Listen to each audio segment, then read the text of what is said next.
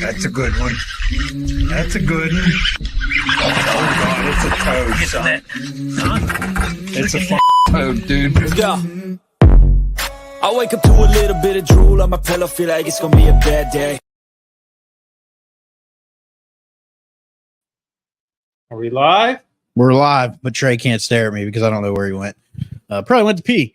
Welcome to One Cast Fishing Friday. Glad to be back. It's been a couple weeks. We've had a bunch of stuff going on. What's going on, David Fuchs? Glad to be back, my friend. I hope you're doing well up there in New Jersey. Running around at 2 miles an hour with your trolling motor because your lakes, you're not allowed to run a big motor. But never mind. And you can't pump your own gas. But Ed, I digress. Real quick before we get into it, as always, we want to make sure we thank One Cast Fishing. Head to onecastfishing.com. Use the code the OneCast, all one word. He said truth, so that you know I'm telling the truth. Again, that's onecastfishing.com. Code the OneCast, all one word.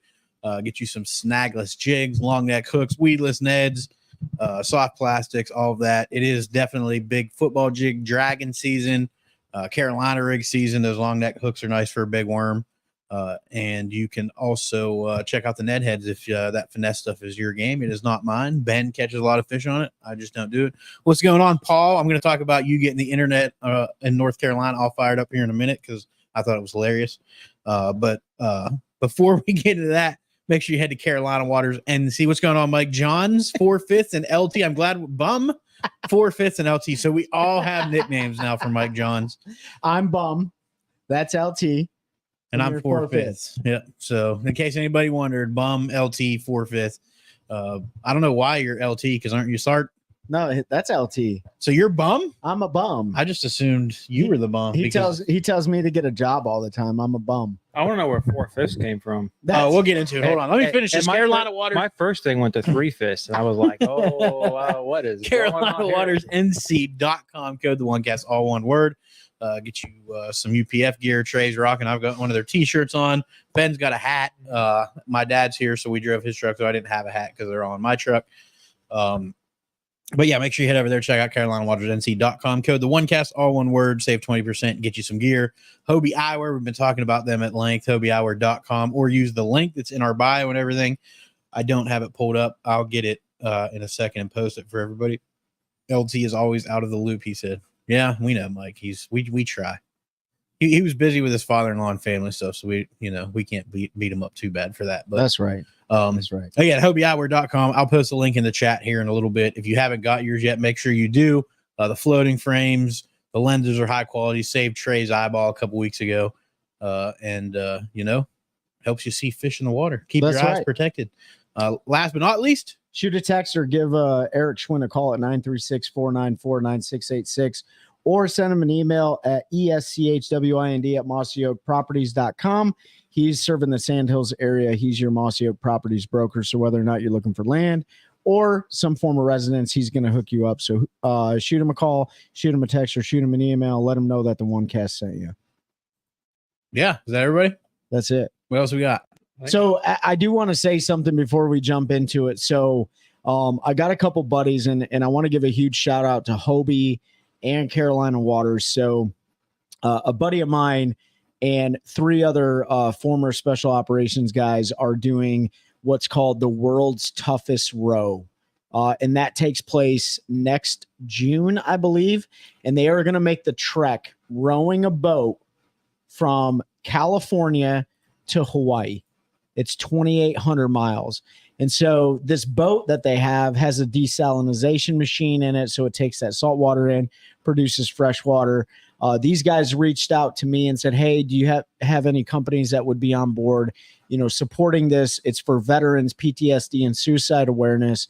And so Hobie is graciously going to hook those guys up with a bunch of floating frame sunglasses, and Carolina Waters is going to hook them up with UPF gear, neck buffs, gloves, all those shirts that we love to talk about to protect those guys in the sun. And it's a really interesting thing. I never even heard about it before, but Paramount Pictures is doing like a special on it. And the only 2 ways that these teams can fail at this, well, I guess there's 3 ways they can fail at making this trek from Cali to Hawaii. Quit. You die? I guess there's 4 ways. So you die. I figured that was one of the 3. You die. you quit, or You get lost to sea. so I guess there's 3. Yeah, I get shut. Stop! You're messing me up. No, it's fine. So the administrative way that they can fail is if they make it to Hawaii and they don't have all of the material that they left with, right? So any of their energy bar wrappers, anything like that, for conservation efforts and stuff like that. So they're going to be making that trek across the Pacific from Cali to Hawaii. Hobie Eyewear, Carolina Waters, supporting 4 old ex special operators making that row across the Pacific Ocean. It's a really cool thing. So once I get the link to their donation page, we'll go ahead and throw that up for you guys. They're looking at big companies to sponsor them. It's a huge deal. And I just want to say thank you to Carolina Waters and Hobie Eyewear. That was what? There's like 2 SEALs, an Army Special Operator, and 2 Army Special Operators and or maybe it's 2 Army Special Operators, a Marine Special Operator, that's right, and a Navy Special. And a SEAL. Yeah. Okay. So yeah, that's a really cool thing. I never knew about it till Trey's buddy hit him up and told him about it, and then Trey told me about it and told us about it. So definitely thank you to Carolina Waters and Hobie Eyewear for helping those folks out. Looking forward to seeing that whole thing go down because it's definitely interesting. Yeah, dude. Jamie is the guy's name. I served with him on a deployment to Afghanistan back in 2012 or something like that. And he goes, dude, I'm 55 years old. I can't believe I volunteered to do this. I was like, I wouldn't do it, but It's for a great cause. We always talk about it with FX3, with Take a Warrior Fishing, with Heroes Harvest, with Special Operations Bass Anglers. I mean, the list goes on and on with these 501c3s that are out there. It takes a village to help combat veteran PTSD and suicide awareness and all that stuff. And this is just going for a great cause. So it's something that Hobie stood behind. It's something that Carolina Waters stands behind. And hopefully all you guys stand behind it too. Yeah. All right. Now we got all that out of the way. Let's talk about fishing. Mike Johns, what are you wowing? So 4/5, Ben, came because I missed one of our 5 regular season tournaments. Oh, yeah. Okay. So he said I was only 4/5 of an points champion for the year. No more 22 a day. Need to be 0 a day. That's right, David. Hands down. Definitely do. Couldn't agree more. And lots of good organizations. Sorry about that. Working towards that. And, more and more collaboration between those organizations, which is great because it extends resources, all of that good stuff. So we do have to apologize. We haven't been as consistent with Fishing Friday Live. There's been a lot going on, guys. Obviously, tournament season just got over for Pete and I. Ben's been grinding it out. His family's getting ready to make a big move. Ben's not going nowhere, but you're getting ready to make a big move. We've had some losses in some families around here. There's a loss in my family. There's a loss in someone else's family. So there's been a lot going on, but we needed to jump on here to inform you guys of what was going on. And then we're going to talk that fishing that we want to talk about. It's the dog days of summer right now. I mean, it's 9 million What's degrees. up, Chris? Welcome, man. It's getting there. My kids are inside. They've been laid up for like 3 or 4 days. Well, today is the longest day of the year.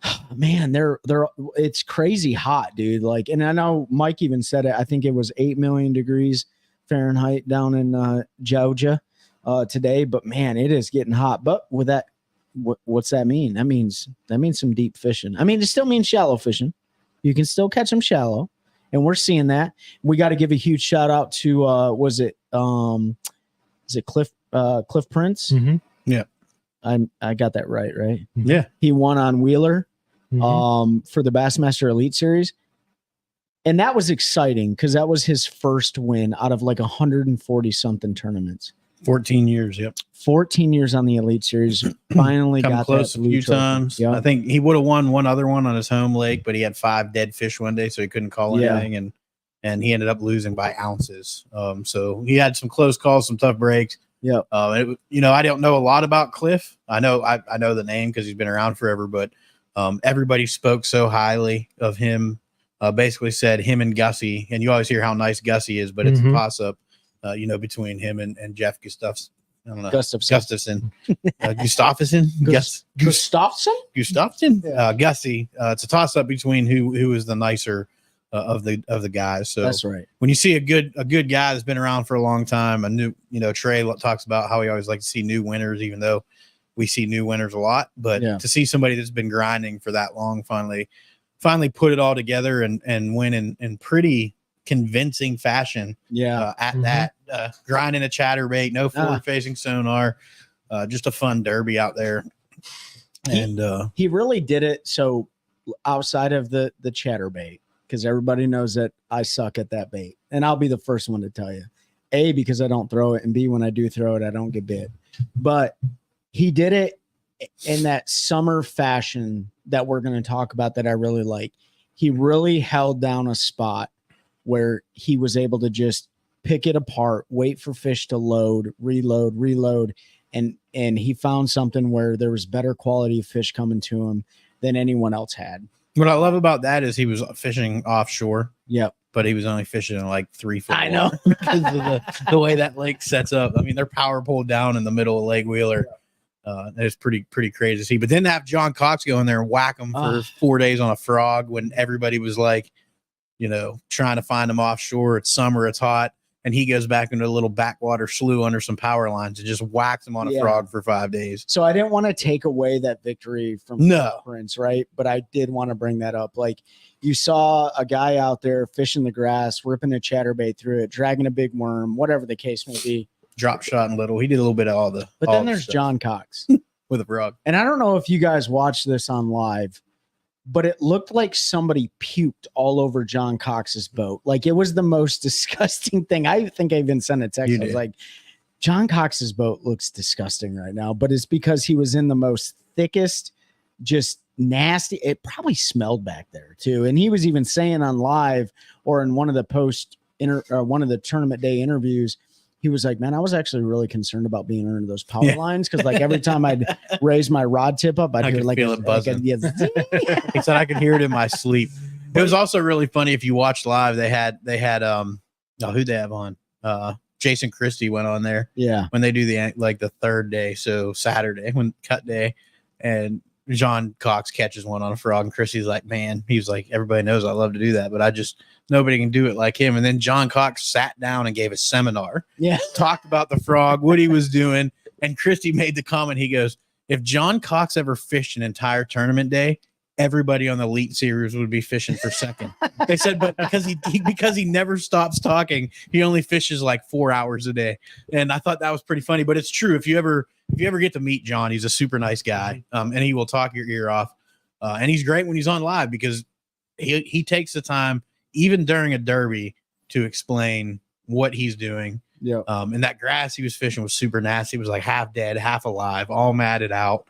No, not even a forward-facing transducer on his boat in third place or second. Yeah, second or third. I don't know. I can't remember which one, second or third. We made it to the top 10. Yeah.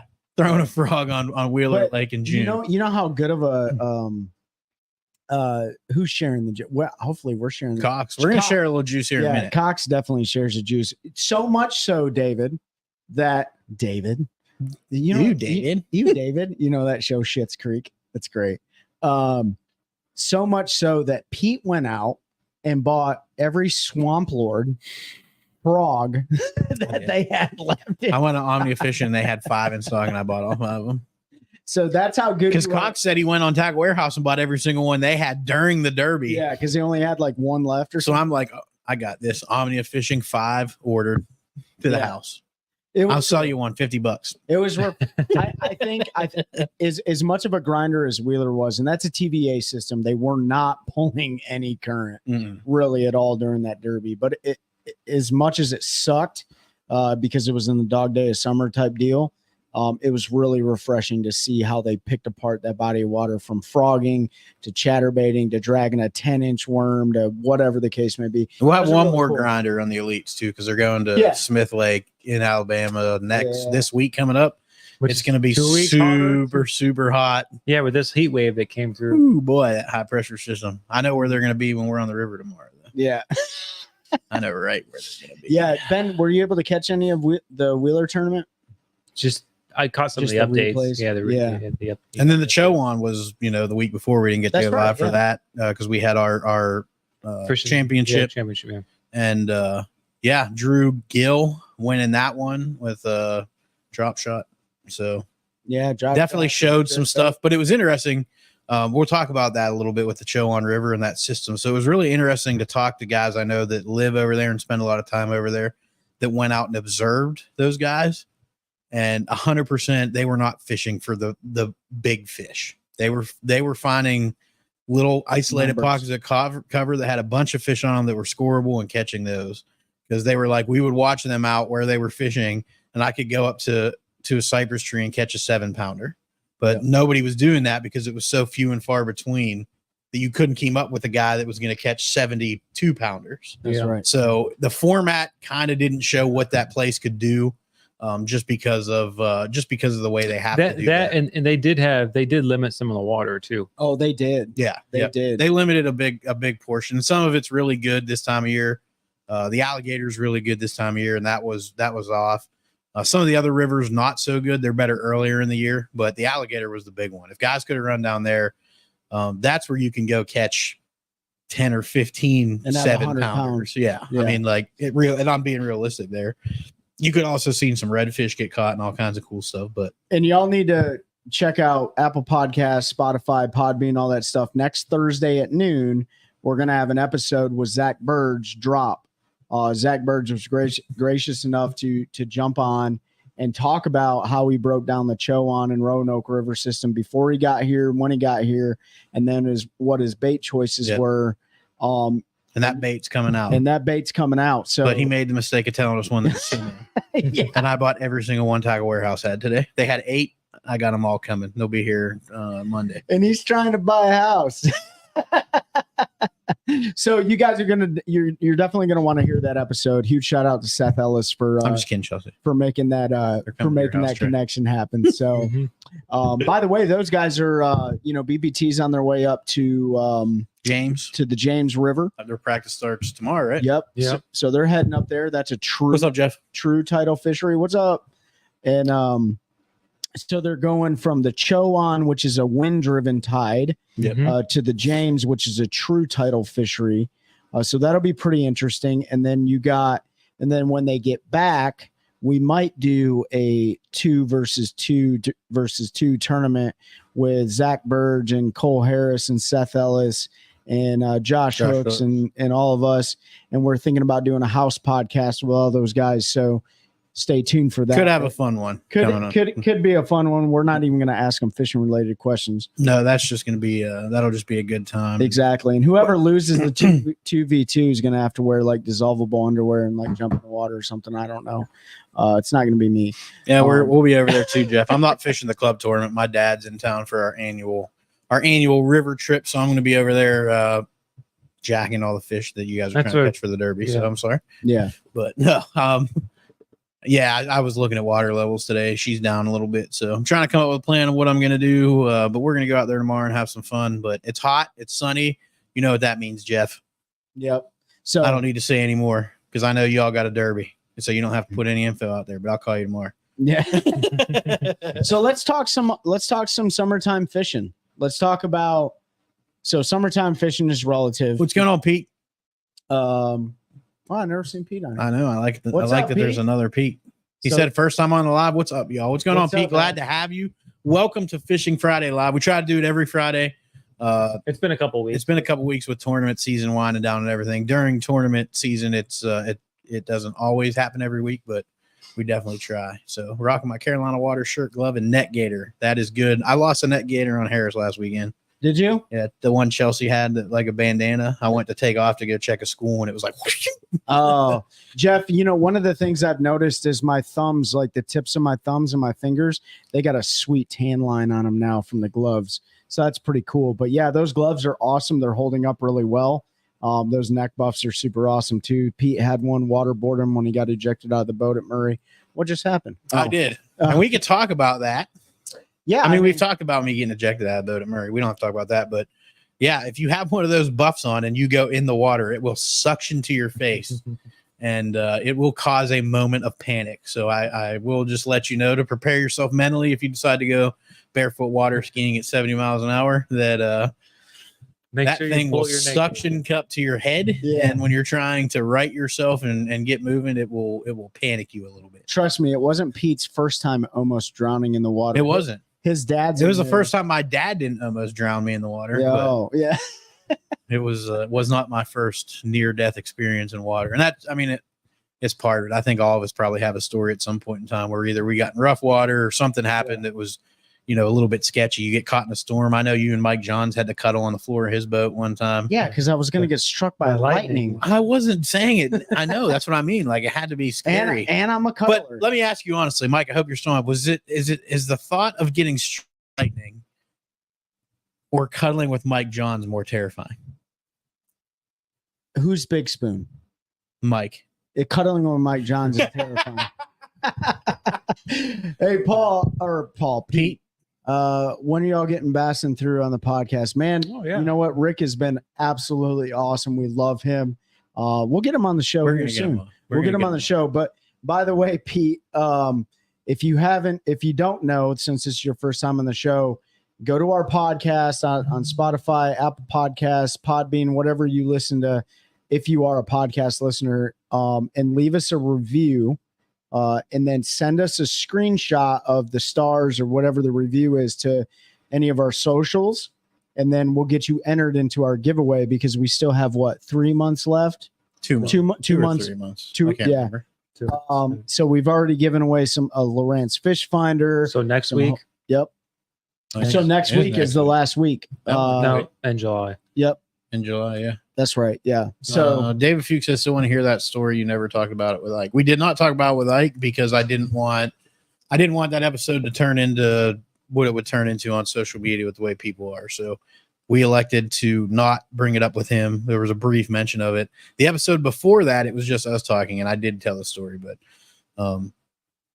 yeah. Long story short, P got ejected. Long story short, I got ejected out of a boat running 70 miles an hour during an Elite Series event while I was marshaling, and I survived and broke a couple ribs, and we finished the day. And yeah, so now I got a story, and yeah, I'm alive, I'm well, but won't ever do that again, and don't recommend it if you ever want to try. So, but yeah, summer fishing though.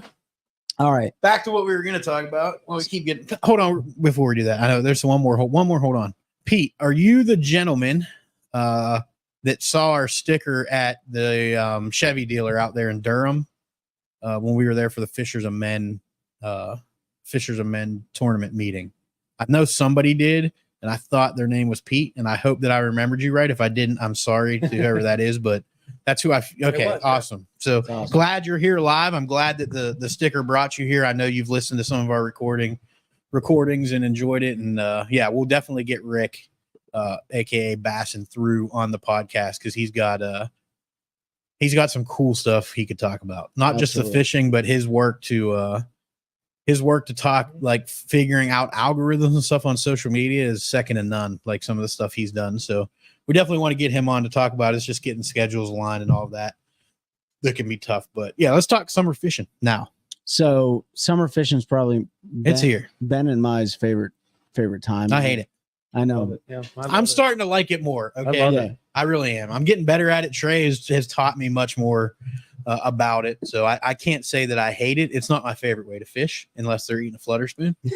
We'll talk about that. Yeah. Anyway, so why, Ben, to you, why is this time of year such a great time of year? So I think for me mentally, I think to me, when they're offshore, regardless of the time of year, but typically we're out in the summertime because it's nice, and when it's 35 degrees in the wintertime, sucks. Yeah. You don't go out there as much. But to me, so those fish, not all fish, but most fish move off deeper water. And so you just drive around your boat looking for high percentage areas. And then you can make a couple casts to it. And whether or not they're biting or not, then you can keep moving on. So to me, you're looking for a lot more high percentage areas. And so like mentally for me, I think I've convinced myself there's less guesswork involved. There is. Once you kind of find them. Yeah. But it's one of those things that sometimes it's way more difficult to find them in the summertime or find good fish. You just got to be looking in the right spots. Yeah, I think I would second that. I think there's two times of the year we're not going to include like the fall because I don't typically find them on electronics on the fall. But the one time a year when you really can rely on your side scan imaging, your down scan, your 2D sonar and stuff is right now, at least where we live. I don't know if it's like that all over the country. And summertime fishing, can be 18, depending on where you're at, in the thermocline setting up, like can be 15 feet, can be 8 feet. It just depends on where you're at. But for me, when I find fish, so I don't like to fish in the blind. I really don't like going down a bank line. And if they're not there, I don't like just throwing at stuff. To me, it's just, I want to hit those areas where I know the fish are at. I'm the same way. I hate fishing in the blind. Yeah. Fishing in the blind to me feels like I'm wasting time. Right.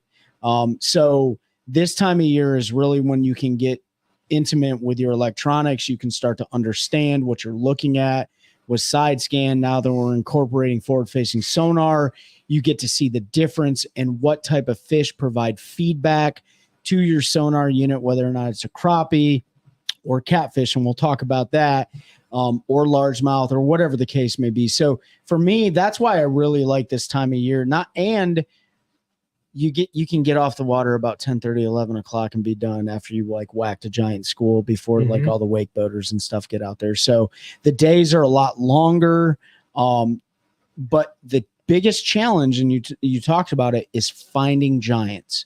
Finding giants in the summertime in those mega schools, that's a hard one to do. But we can talk about some of the baits that can trigger those bigger bites in those schools. Yeah, I mean, I think you've got two ways to kind of think about that is with those bigger schools and in here in North Carolina, unless we're talking about Sharon Harris, like we don't have a lot of lakes where they get like Tennessee, valley system. Right. Like, I mean, at Harris, we'll see hundreds of fish in the school sometimes, but that's a short window here. But there's going to be bigger fish in those schools. So how do you get them to bite? Right. And then the other thing is, well, if those are all cookie cutter fish, what do you got to do to go find the other fish? That's right. And ignore those big schools. That's right. Because sometimes you got to do that. And I mean, when you're fun fishing, just pull over there and go, have an absolute blast and catch like 50 in a row or something. But if you're tournament fishing, you're looking for better quality, you just want to go catch your PB or something, then sometimes it's hard to ignore those massive schools. But sometimes you have to. That's right. So go ahead, Pete. Go ahead. I wanted to talk about what Jerry said, so go ahead. Oh yeah, I don't like people either. So yeah, I don't like summer fishing. No, summer fishing's tough. Actually, and that's what I wanted to talk about with Paul. I know he's not on anymore because he's getting ready. He was rigging tackle for his fishing day tomorrow. But somebody made a post on one of the local pages about they were looking for somebody to go on their wake boat with them because they needed an extra. And Paul put on there. He said wake boats are now have been banned on all Raleigh lakes from until the end of November. It's $1,000 fine. And all of these people thought he was being serious. Post the link. Where can you find this? And he let him go for a little bit. And he was like, I'm kidding, folks. And I was like, this is something I can get behind though. We should definitely have a conversation. So he got all of like the wake boaters all fired up today on Facebook because he put that on there. Which means they're searching for if it's illegal, so they're not going to be on the lake. Yeah, so that's right. But you're right, Jerry. The crowds definitely make this time of we will definitely talk about the like river fishing as well. Okay, so but first let's talk about lake. So I just want to answer your question about like I want to go right into you find that big school and you want to get the biggest fish in that school to bite. Your first cast and like your first 2 to 3 casts of that school are your number one chance to catch that fish, right? Yeah. That big one is usually going to be the first one to catch. That is true. If you throw the right baits. The very first bait I'm throwing on a school is a big deep diving plug.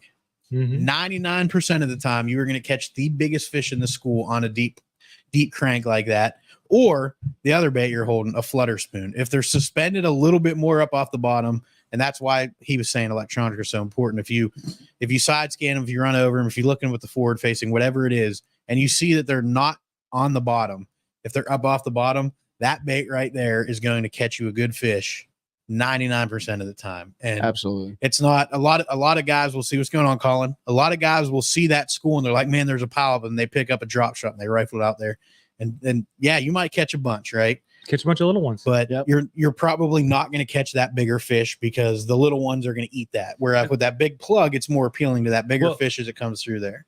what you said in the very beginning is true. A lot of time, the biggest fish will bite first. That's right. There's been a lot of times where I've caught 4 or 5 fish, like on Jordan on the off school. But that first one was a 7 or 8 pounder, That's right. and then everything else was 4, 5s, 3s.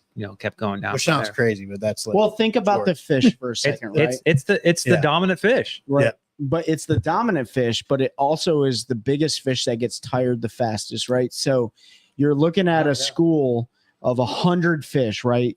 Pete's dad and I were out on Lake X today, right? And we marked mega schools of them. The first school that we caught fish out of, his dad threw a big plug out there. And the very first fish he caught was 5 pounds. Mm-hmm. And then it went down to 3 pounds. And then it went down to another 3 pounder. And then it went down to 2 pounds. And then they shut off. And then it was drop shot. And then it was 2 pounder. Yeah. And 2 pounder, right? And a big jig's another one that can do that. So Right. not to cut you off, but like for me, you have a big jig, you're fishing a lot slower. I like to hit that school with a crank or a flutter spoon because I can make 3 or 4 casts to that one with a jig. You know what I mean? Because a jig, you're kind of dragging it through the school, you're hopping it, you're working it a little bit slower. And a reason for that big plug being eaten by a bigger fish right off the bat or a flutter spoon or something is a lot like the winter, those fish get lazy, right? That's right. Like they want to eat the biggest meal where they have to expend the least amount of energy, and then they won't have to worry about eating for a little while. So a big old giant bait fish digging in the mud coming in front of them that they can take a couple swipes, slurp that thing in, and it's done, is super appealing to them. And you'll hear other guys want to throw like a big sea rig, something like that. That works too, I'm sure. But I usually start with a big crankbait yeah, to begin with, even though I make jigs. And the reason is it's way more efficient. You cover that water fast, and you get a better feeling what the fish are doing. In the summertime, a big part of summertime fishing on lakes, whether you're targeting brush piles, rock piles, ledges, points, it's all about timing. It is. Right. It's So rotation. those fish are going to eat for small windows of time throughout the day. Right. There may be a feeding window on one brush pile in the morning. You may show up in one later. And so you got to get in the right rotation, that timing. And so that's why in the summertime, a lot of times you need 40, 50 spots. And you get it's not even really a milk run. You just run and hit all of them. Right. Yep. And you try to match it up with your practice. So you're timed up. And because you got to cover a lot of water, what I like to do in those situations, I don't like to spend more than 5 or 10 minutes at a spot, unless I'm getting bit. And so that's usually the first thing I do. I pull up, if I'm graphing, I see something, I'm throwing a crankbait 4 or 5 times, and then I'll pick up like a big jig or something. This is if they're on the bottom, right? Like a big jig or something to drag it, or a shaky head, depending on conditions. And then if I still don't get bit after 2 or 3 casts, then I might downsize, really, like a Ned rig, drop shot, some shit, and then hopefully get bit. At that point, if you haven't get bit, and if you don't, you move on, and then you try to go through that routine for moving baits, big baits, small baits, at each spot you go to, and hopefully by the first 6 spots you can figure something out. Yeah, something important I want to talk about too is we've gotten so accustomed to using our electronics to find fish, but there's a lot about the environment during summer fishing, just like any time, that you absolutely shouldn't have your face glued to the screen. And what do I mean by that? Wind direction plays a huge role, right, in positioning fish. So if it's not a lake that is pulling water where you have natural current. Right. So if you're on a TVA system like the Tennessee River Valley and stuff like that, you need to pay attention to when they're drawing water, right? And then we saw that on Wheeler. They went from 44,000 cubic feet per second in practice days to dropping it down to less than 11,000, right? So that place was slick, calm. And that's a very important thing, because if you're out there and you got a good wind, that the fish should position themselves on those most likely areas, those ledges, those summertime flats, whatever the case may be. They're going to wait for bait fish to get pushed across. They're going to ambush them. Then the other thing to pay attention to is when they blow up on bait, the size of the bait that comes out of the water, right? So certain areas will have a little inch long threadfin or gizzard shad pop out. And then some areas will have 2 to 3 to 4 inch gizzard shad pop out of the water. And so then you're like, oh, wow, I went from, using a jig head minnow, yes, trying to catch these suspended fish to now I'm throwing a giant flutter spoon like these Lake Fork flutter spoons or these 6 Sense flutter spoons or something like that, trying to match like a white perch or a gizzard shad or something like that. So you can't do that when your face is glued to the screen, right? So sun, wind, current, bait fish, birds are a big thing too. If you're on a body of water with stripers, such as Baden Lake or Gaston or Norman or something like that, Bugs Island, you want to pay attention to the birds too. Like nature's going to tell you a lot. So there's a lot of other things that go into everything or outside of like the electronics and stuff like that. So I just wanted to point that out. Yeah. So that's lakes. Rivers are a completely different ballgame. So you've usually got current, and just, where those fish are set up has a lot to do with current, has to do with water levels play a huge role when it gets up in, above normal level on a river. A lot of times it pushes those fish up into the woods because all the bait pulls up there. Everything's super, high in nutrients. All the bait, whatever it is, gills, shad, crawfish, all of that stuff is up there feeding because all of their food's up there. So it'll pull those fish, and when water's at normal level, that's when you're concentrating on pads, laydowns, stumps. If you're fishing our river systems, that's when the cypress trees really play. And you got to figure out which cypress trees, right? Yeah. Is it the outside trees? Is it the inside trees? Is it the mid trees? Is it the right side? Is it the left side, the front side, the back side? And you got to put all that together. And you'll find on our rivers, once you figure it out, and we have a pretty good video on my YouTube, if you go where Trey and I went out there, where we'll answer your question 1 second, Chris, where we kind of ran around. We were trying to get on a frog bite. It wasn't there. And then we went out because we had some current pull into the sound. We got on some trees and sorry, I was reading that comment. I just saw Crybaby and thought we were talking about some pro or something. So we got on the trees on the outside with the way the current and wind were pushing, the fish were set up, and we found that the right side of every cypress tree on the outside had a fish, and we caught a bass and a flounder off of the right side of every single cypress tree down that stretch. And we went back through that stretch several times and the fish kept loading on there. So it's figuring that kind of stuff out in the river. And then the pads this time of year, if you're fishing a river system that's got big pads, especially on a channel swing or something, when the sun's up, it's hot, it's miserable. Those fish are going to pull up under those pads. It's the best cover they have. There's good shade. If you pull your boat in there, if you have one, you can use your temperature sensor, and you can see sometimes there'll be a 7, 8, 9 degree temperature difference between the main part of the water and getting up under those pads where it's been sitting in the shade all day. So fishing a river system, you've got to look at current, you've got to look at water level, and then the available cover, just depending on the type of system it is. At home in Pennsylvania, when we fish the rivers, it was a lot of overhanging trees and stuff like that in the morning. The smallmouth would push up on there because it was shallow. It was a little bit cooler. They could feed the bait fish, the crawfish, whatever it was they were feeding on was up there. And then as the day progressed, those fish, one was boat traffic, pushed them back off the bank, but two, just a natural progression. They start to slide down into that deeper water where it's a little bit cooler. So you got to approach them different, but the same, like current, wind direction. It's all important. Yep. On how those fish are going to set up, where they're going to set up. And where you can kind of start to target them. So breaking that, that piece of water that you're fishing down and taking a look at all of that stuff is really key this time of year. I will say on rivers, that question was about rivers, but are you asking about tidal rivers, right? Because tidal fisheries, and we saw that, Michael Catt just won the Toyota Series on the Potomac, and we're actually going to get him on. I linked up with him the other day, and that was his first major touring victory. And Michael Catt figured something out on a true tidal fishery that no one else really could figure out. So whether or not the tide is high, where it positions a fish, when it sucks out, where it positions a fish, and how those things like really apply, how it positions bait, how it positions fish, because just like Ben and Pete talked about, in the summertime, they're lazy. So even on a river that's not a tidal fishery, you're going to look for those eddies. You're going to look for those areas where those breaks are at and those fish can just chill.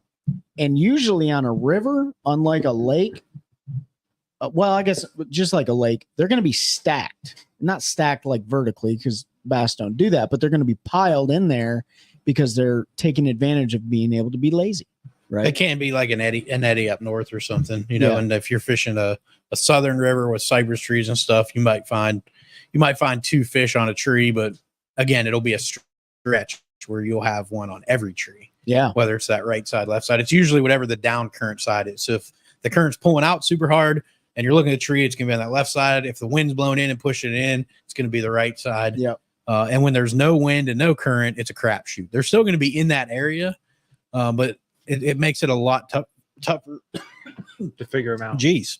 Yeah, a lot tougher to figure out exactly where they are and what trees. I think they get a little bit lost when they don't have that current. They just kind of roam around and they get into those cypress knees and they just hang out. They're just a little bit less active, a little tougher to catch. But something I, and this is, I have to give, Scott Martin some credit for this, but so summer, why do fish move out? Right. Well, they're moving out because of oxygen levels and cooler water. Shade is absolutely key. That's why I said the pads, the up north, you get trees overhanging, and there's creeks down here where you get that too, but shade is huge. But if you guys ever fish, so like June is mostly like that offshore game, right? Depending on where you live.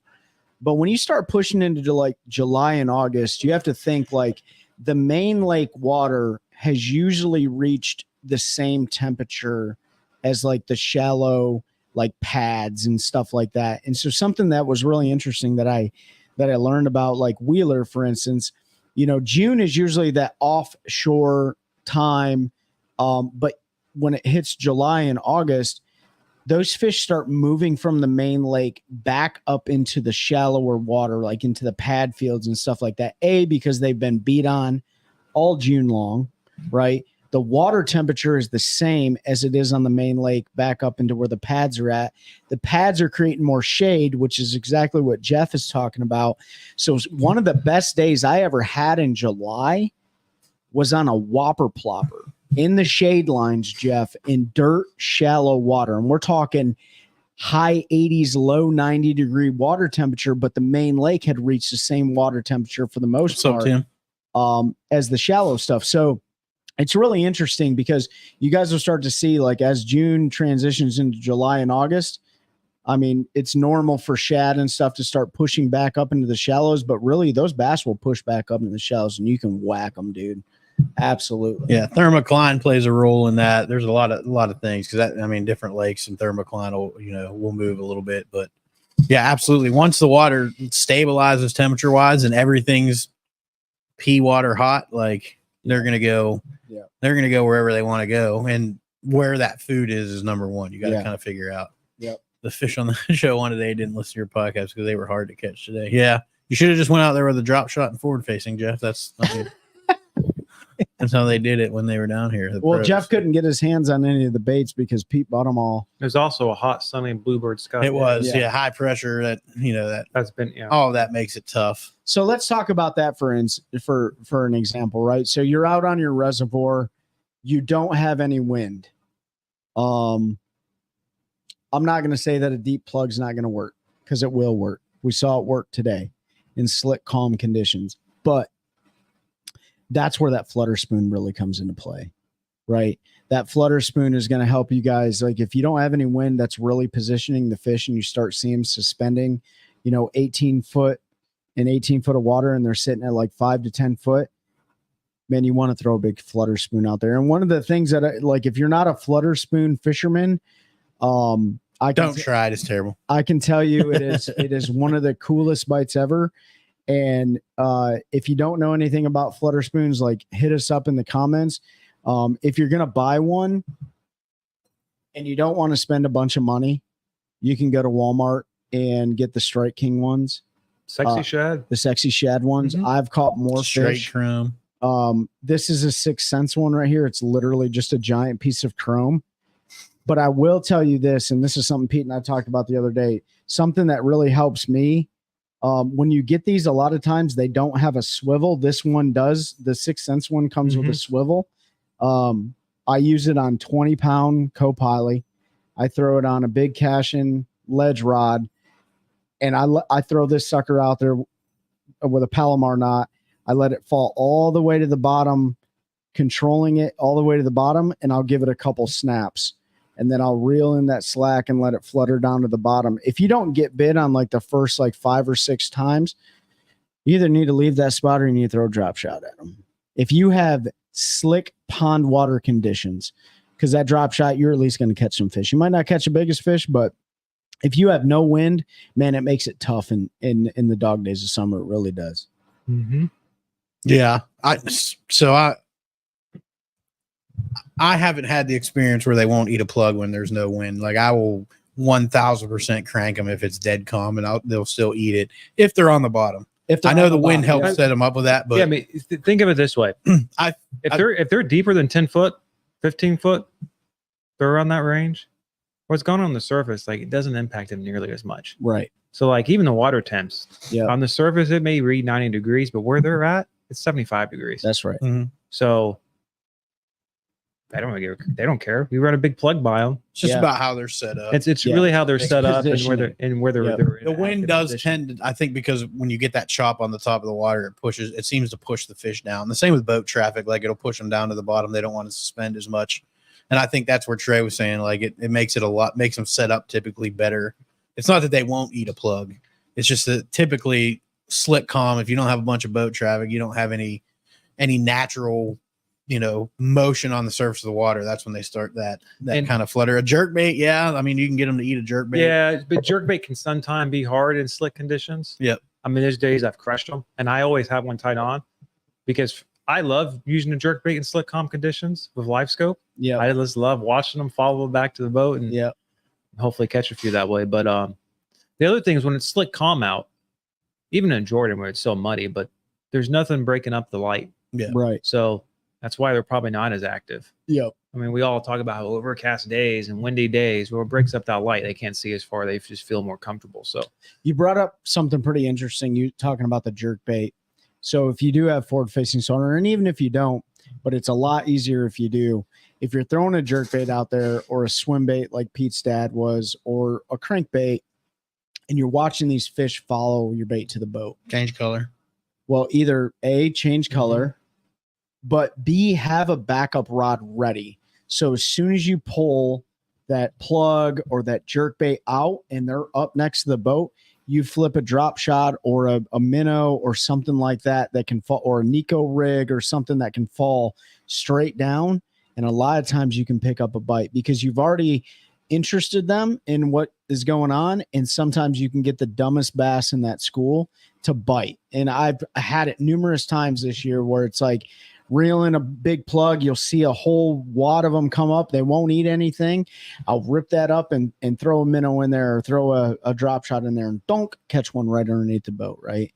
But after about 2 or 3, and we should probably talk about this too, like depending on the lake you're on, you sometimes have to let them reset. So give them about 15, 20 minutes so you can either sit on the spot or you can run to another school. And that's what we typically do, right? Go to another school, catch 2 or 3 off that, go to another school, and then make our way back to that school. I think we probably hit the same school today, probably 4 or 5 times, and we just rotated schools, catching fish off of each one. And that's what you hear the Elite Series, the BBT guys, the MPFL guys talk about. I mean, we did it in Fishers of Men, right? Like, if you get on a good rotation, it's a great rotation. If you get on a bad rotation, well, if you get on a bad rotation, it makes for a long day. Because Trey and I did it in the Fishers of Men Championship. We got a bad rotation, and we chased our tails the entire day. Yep, we got our butts whooped because we just, we figured out after the fact and looking back and an after action report talking about like we just started on the wrong school. And continued to chase that rotation the rest of the day. If we would have started on a different school and went the other way, we would have been on the right rotation. Or if you sat on that school all day. Or if you sat, you can. That's another thing. You can sit on a school all day. I can't physically. So I can do it. I can't, especially if they're not biting. It's hard for me to do that. But I know guys around here do that, especially because these lakes get so pressured that in the summertime, like on these Saturday tournaments, like if you get off your spot you ain't getting back in there You ain't getting it. the rest of the day. Yeah. And so there's some guys who just get their juice hole. Yep. How They'll much? just sit there for 8 hours Mhm. and catch their 5 fish finally, after probably a grind. But that's such a grind. I want to So- go look for them. I've done it. Colin said if I had to get 5 ounce 5/8 hair jig, if they're set up the right way, hair jig is a great choice. But Absolutely. that's not a bottom bait. That's more of that suspended. You're kind of ripping it up off the bottom like a spoon, Yeah, letting it fall yeah. back through them. Hair jig or spoon, a lot of times you can use those interchangeably. Well, I'll tell And you the this. thermocline, let's answer this before we go too far because I don't want to. Yeah, I don't want I to was- get way behind where I already are. How much mixing above and below the thermocline happens as far as temperature?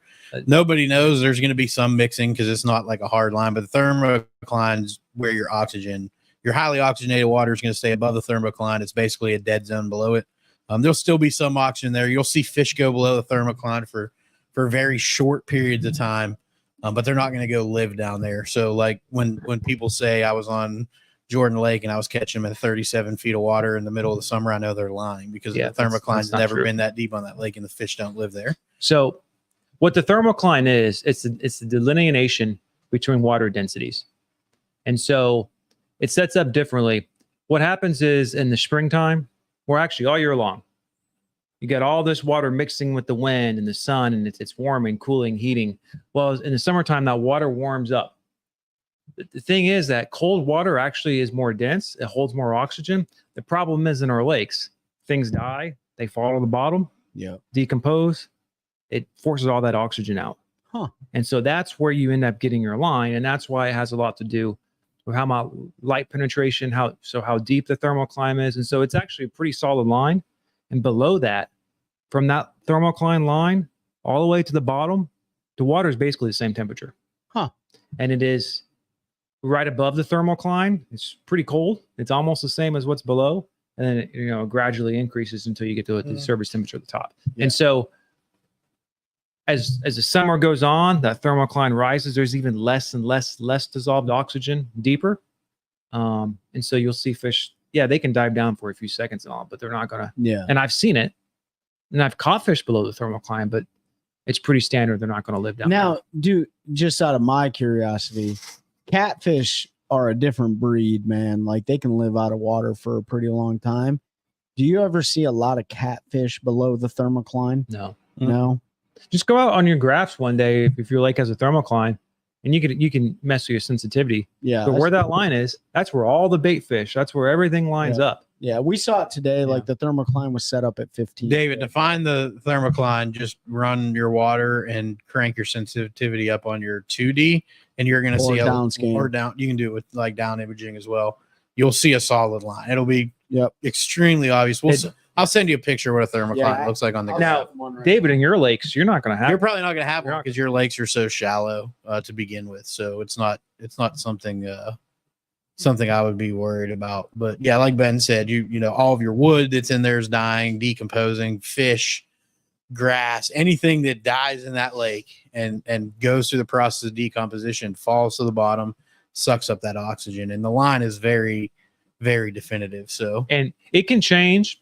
The line will Trey's change. texting you a picture. Dave. Different points on the lake throughout the season. It will move up and down 30 foot. depending on how much water you have, water levels, a bunch of different environmental factors. And when you hear people talk about a lake rolling over, that's the thermocline. Something happens, those water densities flip, and your cool Yeah. water comes to the surface. That warm water goes down to the bottom. So Let's touch on that real fast Yeah. because everyone's like, if you're on the lake in the fall or like September, October, late summer, early fall, and you smell like that rotten egg smell, that's what happens. Is you have the turnover. Yeah. And so the water is cooled down enough to where the densities of those layers of water are equal. And so now they can just mix. And so that's what's happening is all that nasty, no oxygen waters come up to the surface. And Yeah. Is that when you get most of your fish kills? so well, like in the springtime, in the turn over. springtime, a lot of times, Oh. because that Okay. cold water when it comes to surface will shock a lot of your bait fish and your fish, and that's what kills them. yeah. So that's less of an oxygen issue because, in the wintertime, they'll be down 40, 50, 60, 100 Oh, feet I deep. know. Yeah. But that cold water holds all that oxygen in and just it Yeah. can't do it in the summertime. Yeah. So like, and that's why typically you see those here. Those fish kills are usually shad. Yeah. that don't do real well with rapid changes to water temperature and don't do well with cold water. Yeah. When that lake starts to do that mix, if it's too fast and that cold water gets too high, Shocks. it'll shock them and they'll die. They're going to die like that. And then the bass just lay there and get fat. You can't catch them. Yeah. Jeff's you're right. Rain. Yep. Well, rain can help flush out in the lake too. Lakes that have a lot of current.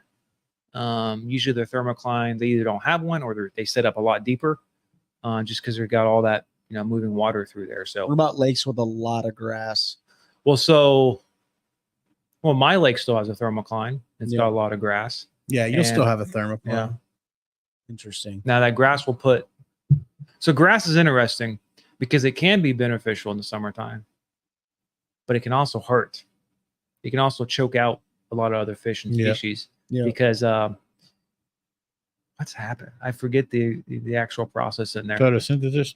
Yeah, it releases too much carbon dioxide. Yeah. Spell. So No, it's no using- oxygen. That makes no sense. It takes in But it uses too much oxygen in the process. So if you get too thick and too heavy of grass in areas, it'll choke out the oxygen as it goes through its process. And dying grass is even worse because then you have the decomposition on top of it. So that's why I know everybody gets mad and blames the state on killing the grass in Harris because they didn't care about bass fishermen. But the real It's already story, if dying. you don't believe that, if you're not one of these conspiracy theorist guys and you'll listen to science and fact, the grass was dying because of a change in water quality because we keep allowing people to build homes and destroy our water runoff systems. So it was killing the grass. And the oxygen levels were getting to the point where if they didn't finish the grass off, there was a real possibility that every living thing in Sharon Harris Lake died because there was so much. And so they had to make a decision. They made a decision to spray it, kill it, get it out of there quick, to help stop the slow death of the lake, essentially. And I've seen lakes. There's lakes you can see where grass has slowly died through natural progression and it's killed the lake, and it takes 10 years, 15 years for it to rebound.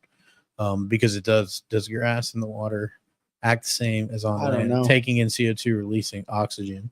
So yes, it does release oxygen, and so that's why fish love it. I mean, it was one of the reasons why fish love it. It's much more oxygenated. Most of your grass is going to filter a lot of the water out, so you have clearer water there, cleaner water. It's where all the bait fish and stuff live. I mean, that's why as anglers we absolutely love fishing around most types of Where grass. there's grass, there's bass. Exactly. But where there's dead grass, there may not be bass, but there may be bass. That's why I got a third place. Cast right there. grass or Yeah. oh wait, that was something else. Sometimes fish hang out in dead grass. I just want to let you know. They do. that. They John, I mean, it was they- dead grass. John Cox was catching them in on Wheeler. Yeah, Like, yeah. That stuff was So- half brown. But dude, like summertime fishing it's a great time to get out there and like just get very good with your electronics, dude. Like it's a good time to get out there. So if you're David, I just sent you a picture. Winter's better. Or the winter. I just sent You'll you have a the picture of pleasure what the thermocline looks like. That lake that I sent the thermocline to you was 30 foot. The reason being is that water's a clear water reservoir Oh, I know. with a That lot was- of grass in it, right? That was Lake Beep. What clock? So, that's a great question. So the We black actually- slime snot stuff that shows up randomly is not actually a grass. It is a bacteria. Yep. And it's not native to a body of water. There was a bunch of things. I don't remember the exact science behind it. Go back and listen to our episode with Seth Micah. We talk about it. But once it's in a body of water, it just kind of expands. There are some systems that have it. Current helps keep it under control.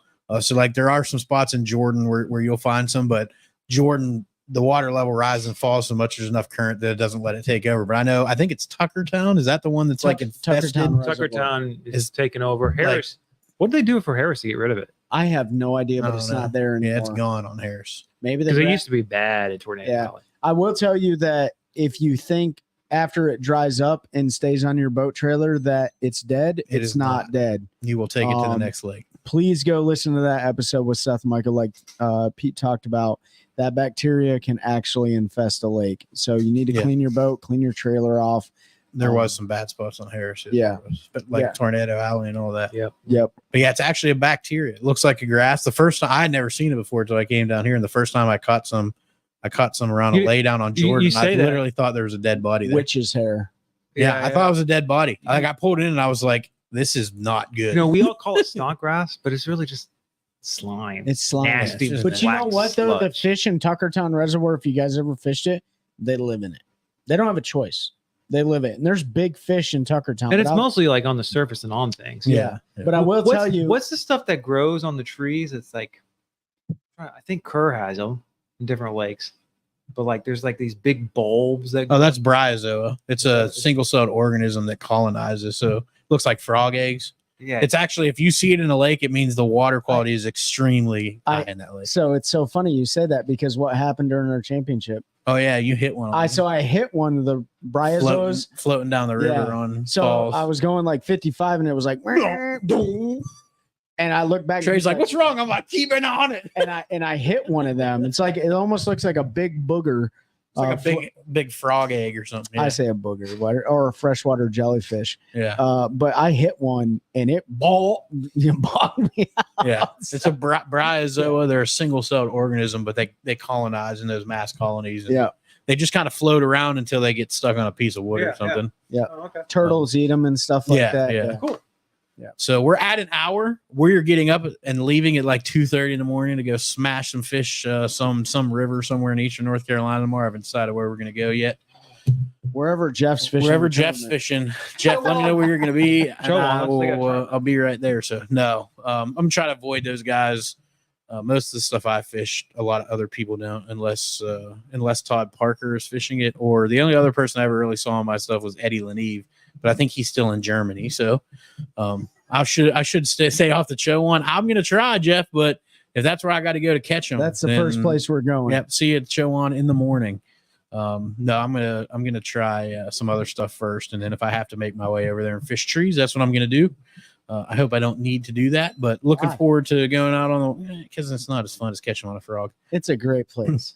It is a great place, but I like catching on a frog. And What he means That's what I by wanna frog, he doesn't mean a real frog. shut up, Trey. You're so jealous. Trey's so jealous. Bring donuts. I'll roll up with the donuts. We're gonna be bringing water, Jeff, because Yeah. it's about to be. I think I'm gonna put a saline lock in and have We a might couple do that. 1,000 milliliter bags. So We need some banana bags, a little bit of potassium. We'll Yeah. be good to go. hope But you Jeff, guys. are you staying at the Sportsman? Just let me know. We're staying there. Maybe we'll grab a beer tomorrow evening and chat some.